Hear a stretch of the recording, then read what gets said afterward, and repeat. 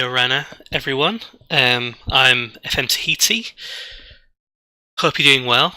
A little bit of a change of pace compared to the other videos. This isn't one of the kind of career updates or an island update or anything like this.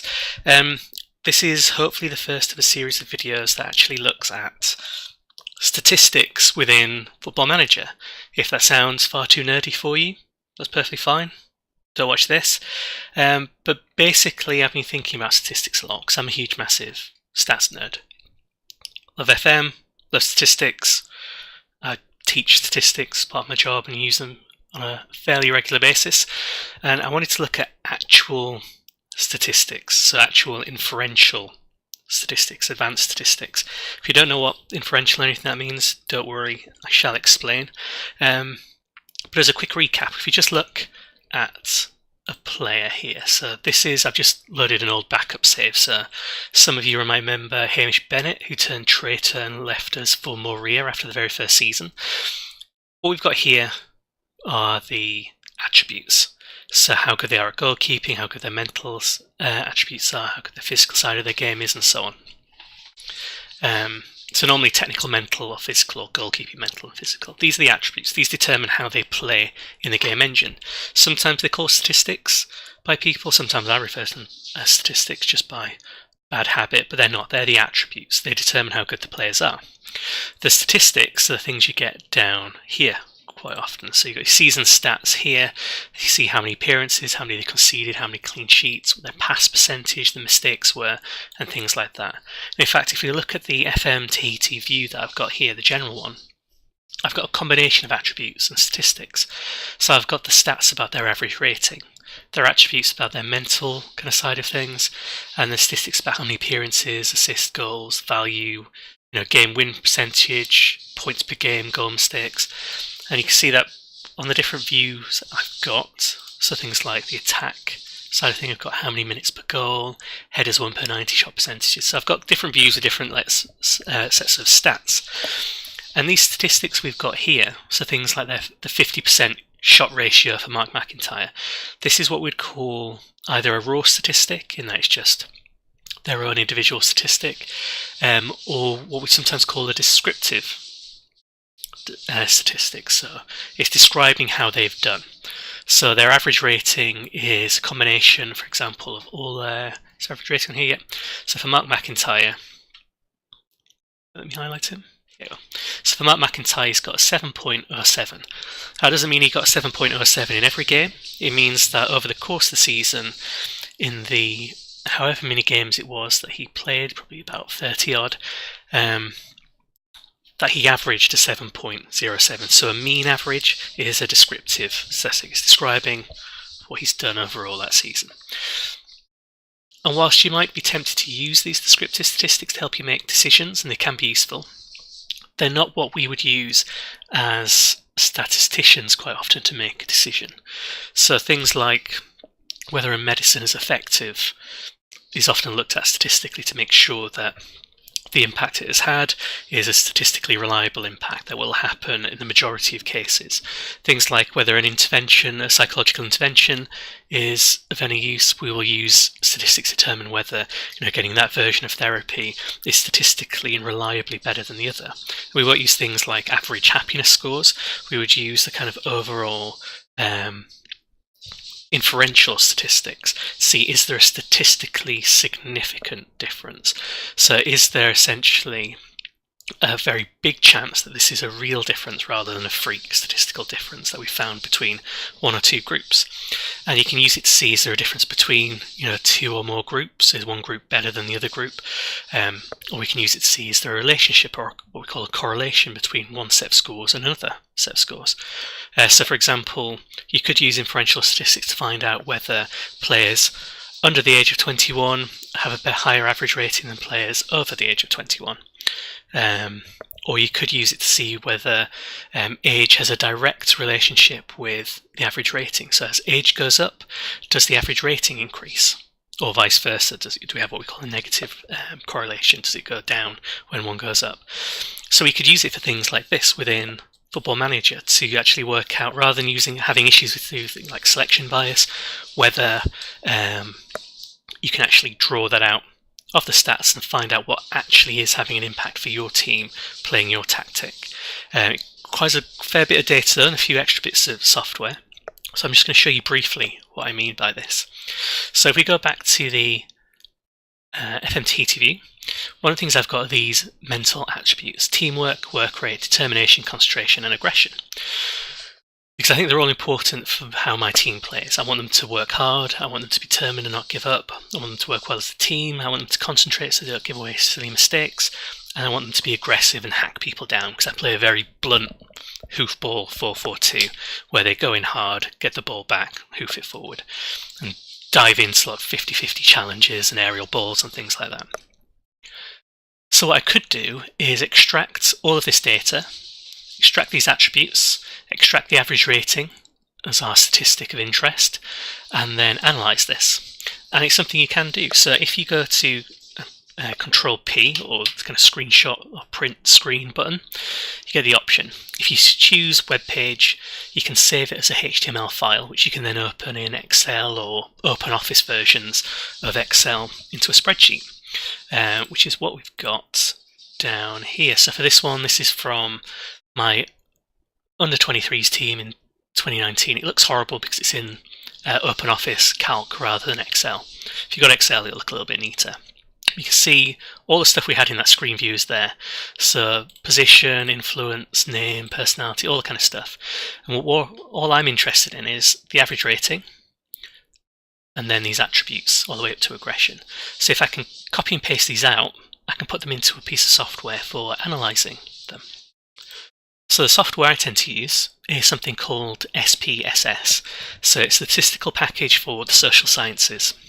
If you're at a university, there's a good chance your university has a subscription to this, and you'll be able to download it and use it. There are free versions as well. I think there's one called PSPP, which you can download and use. It's not as well supported, but it's got the same options. And in fact, you can do some of the things we're going to do on this using Excel if you install one of the kind of plug-in packages for it. And basically it's like another spreadsheet, but it gives you more statistical options that you can use. So what we've got in here, I've tidied up the sheet, and I might show people how to do it in a video if they need to. But we've got average rating here, teamwork, work rate, determination, concentration, and aggression, or aggro as I put it in there. And what I've done is I've gone and collected the data from the past 3.5 seasons. So I've gone to where I've backed up my files at the end of each season and extracted that from the players. So there are some players who are in there more than once, but because your attributes change and your average ratings change, we can include them as a new data point. If you're a statistician, you may disagree with that, but that's a debate for a different bit. For our purposes, what we're doing is this. So we've got 185 separate data points. So each row is separate data. So this is a player with an average rating of 6.8, an attribute of 6 for teamwork, an attribute of 9 for work rate, 10 for determination, 2 for concentration, 9 for aggression. So you've got lots of data there. And again, if you're a statistician, for the stuff I'm going to do next, we've got enough of a sample. It's big enough for this. You normally need a reasonably big sample to do some of the tests we're going to do. So if I go into analyse, there are lots of different things I can do using this. So I can find out what we call descriptive statistics. So I can find out the means for all of these things if I want to. And I've got it on another page I'll show you. I can look at percentages of things if we've got categories in there, which we don't for this, but we could do. So we can find out what percentage of our team is professional if we had the personality in there as a categorical variable. We create tables, we create graphs and things like that. We can compare things. So for example, if we wanted to see whether under 21s are better or worse in terms of their average rating than over 21s, we could do what we call a independent samples t-test. We just need an extra variable in here that lets them know whether they're in group under 21 or group over 21. But what we're going to do for my example is run something called a regression, a multilinear regression. So what a multilinear regression does is it works on the principles of correlation. So is there a relationship between one variable and another is a correlation. But what a multilinear regression does is it picks out one variable you're interested in. So for us, average rating, and we want to know what predicts an average rating. what's useful in predicting how good somebody's average rating is going to be from a selection of variables. We don't want to do it one at a time. We want to see if we put all of these attributes in, so teamwork, concentration, aggression, and so on, can we use this to predict someone's average rating? How much do they contribute towards someone's average rating, and which ones contribute more or less than the others? So there are lots of posts about things like club DNA, some really good blog posts, some really good videos. There's some things on like Fibra and stuff like that about using it to develop what's good for your club.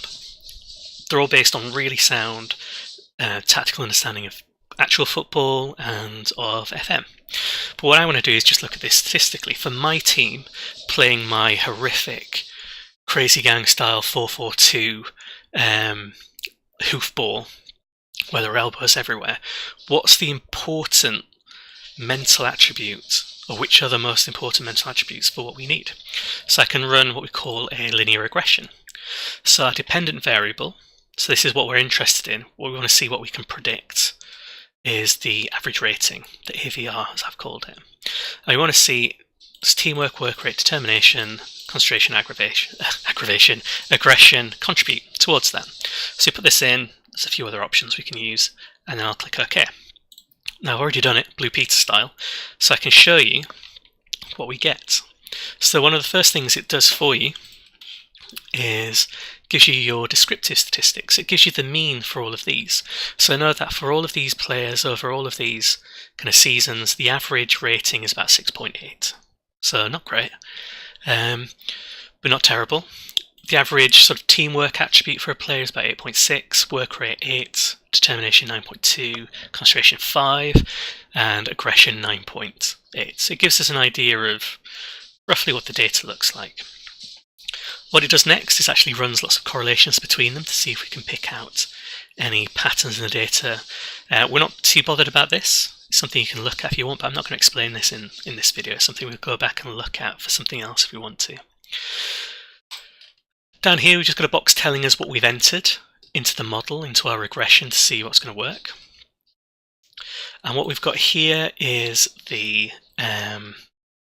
model summary, the regression model. So it's telling us that our model, when you adjust, should explain, I think it's roughly about 4% of the change. Is it 4%? Was it 40%? Yes, 4%. So it explains only about 4% of the difference in your average rating. So this model we've put in, because it's quite a limited model, the mental attributes we've got in there only account for about 4% of the change in the average rating. They're only responsible for about 4 or 5% of that. Because there are other factors at play, there are other attributes to take into consideration. There may be things like age, personality, and so on that we've not considered. There are also hidden attributes, and there are also just some attributes that are not hidden that we've not put in at all. We're just looking at this very small subset of mental attributes. If I wanted to, I could go back, change the way the looks on the what kind of mental attributes we've got on here, and redo it again with even more, and consider even more attributes to give it a much bigger picture. But I'm not going to for now because I'm just showing you how this works. Then we've got here, this is our model. It tells us whether we've actually got a predictable model, a significantly predictable or predicting model, in terms of do these factors we've entered all together significantly predict a change in the average rating. So we've said from the model summary the change it does seem to predict is only about 4%.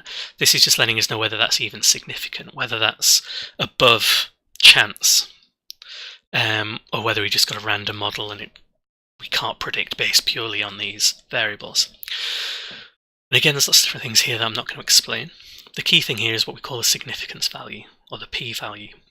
And if this is below 0.05, it's basically saying what we found is a significant difference or relationship in this case. So because it's below 0.05, it's saying that there's more than a 95% chance that this is a real difference. You've got you've more than a 95% chance that you found a model that predicts the average rating in some way. You might only explain about 4% of the variance in the average rating, but it is doing it so significantly, so it is a predictor. And then down here we've got a list, as you can see, of the attributes: teamwork, work rate, determination, concentration, and aggression. And what we can do is work out which of these are significant predictors, because not all of them are contributing.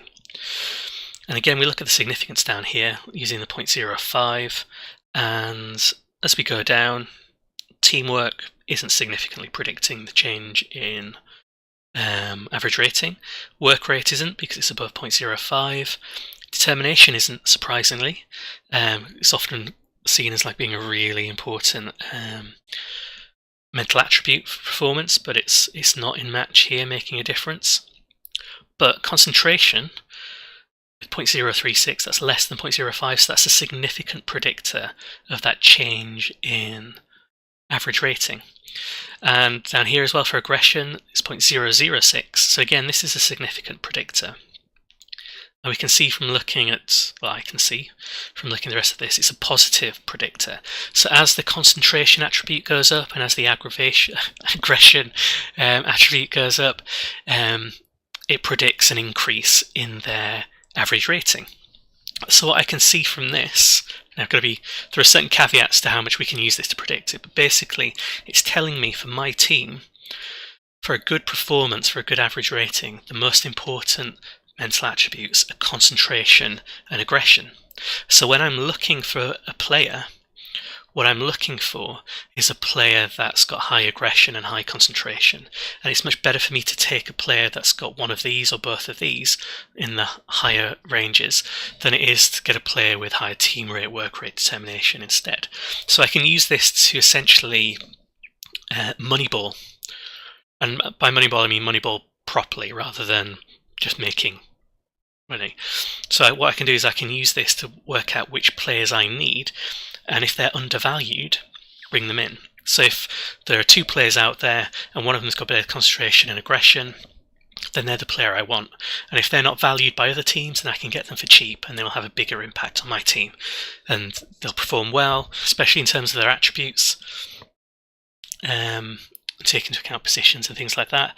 What we might find is that we get a model that's got much better ability to predict the change in average rating, and we'll be able to pick out better attributes that relate to that, which is something I'm going to do.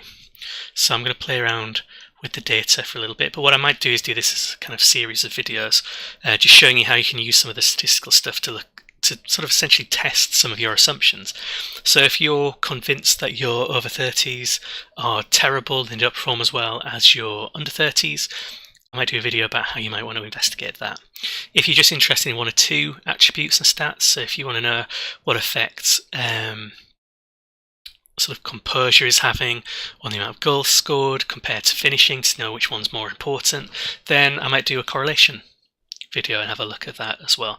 And so you can use it to test out and just explore a few different things rather than just relying purely on gut kind of instincts. And I'll leave it there. So yeah, if you're interested in that, please, like, subscribe, leave a comment, like any questions you've got, put that on there. But yeah, it's not like one of my normal videos. This is just a kind of side tangent with some statistics that I'm going to go through. Thanks very much.